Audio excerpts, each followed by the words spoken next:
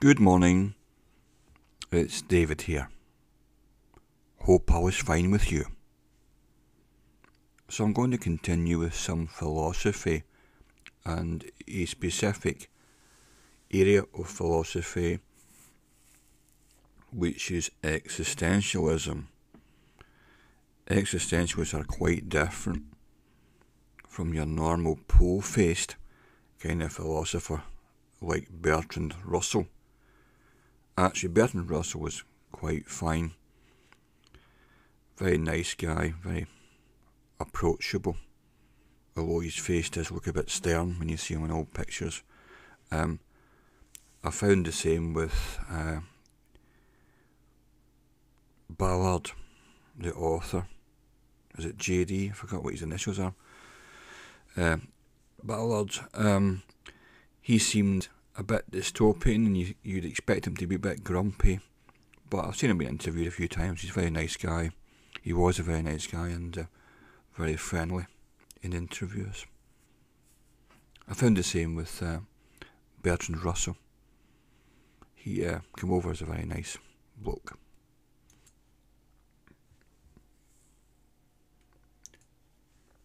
Actually, it's J.G. Ballard. Juliet Golf J.G. Ballard. I remember reading a book by him when I was about 17 years old, and it was about a man. This is a J.G. Ballard book. It was a man who was driving along the motorway down the south of England,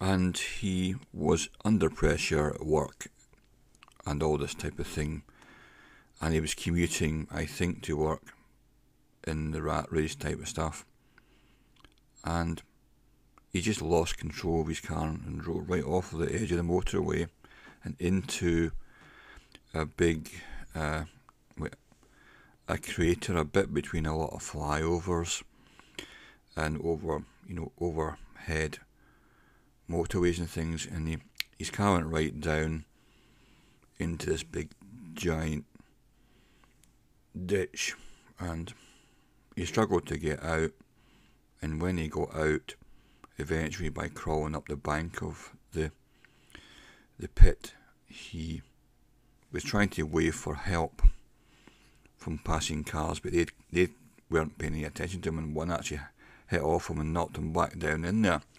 So it was about this man's struggle against where he had to reevaluate everything that he thought was true, and he lived in this big crater between motorways and with a steep bank, and he lived on scraps of thrown out food and that type of thing. Very interesting.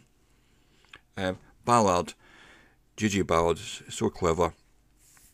When I'm reading his stuff, he's so eloquent a writer that I know he's a lot cleverer than me, which wouldn't be hard, but I love the idea that if I only get about 20 to 30% of what he's talking about, if I can manage to comprehend that, I think I'm doing pretty well. He's what you call a proper writer. I think I'm probably just a storyteller. So we're talking, back to the brief, we're talking about existentialism, and I'm going to address something. Yes, and this is address. The easiest way to explain language is to imagine it as a vast collection of names, labels, we can stick to things, and people. But we're talking about existentialism here.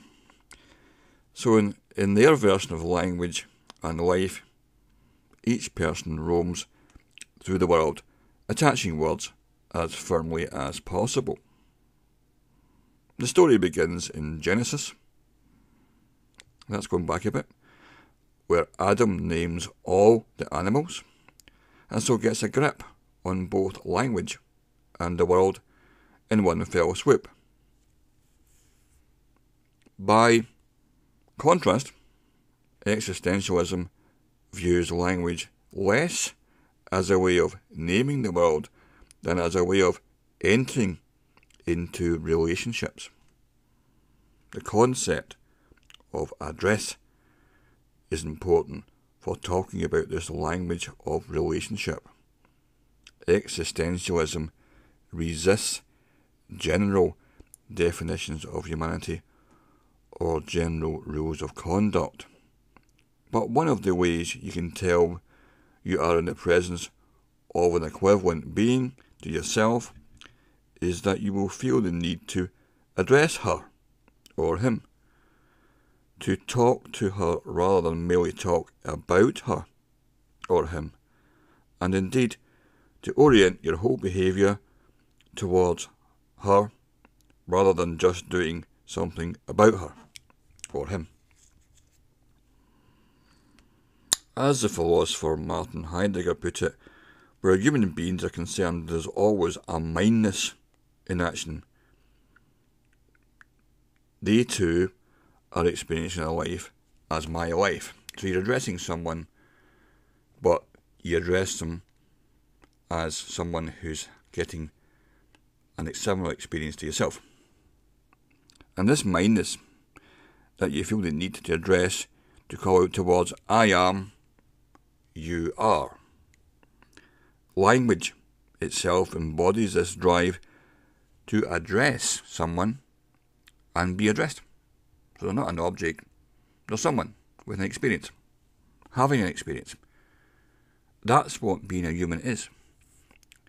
That's why identity can be false, because people identify with things which may not actually be true, but they have these identities. In actual fact, that's why we're getting a lot of mixed up ideas about identity, because it does actually affect our experience.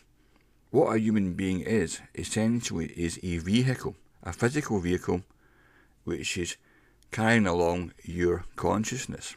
So when you are identifying as an electrician, a musician, a lawyer, you're kind of restricting yourself and identifying with something which may not actually be you.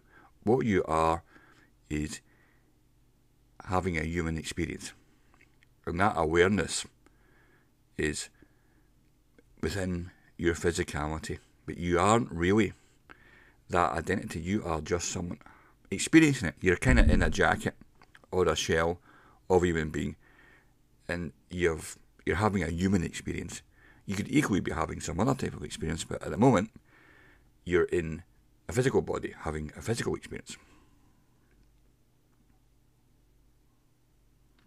Religious existentialists did discover such a conversation at the origin of human existence in the world.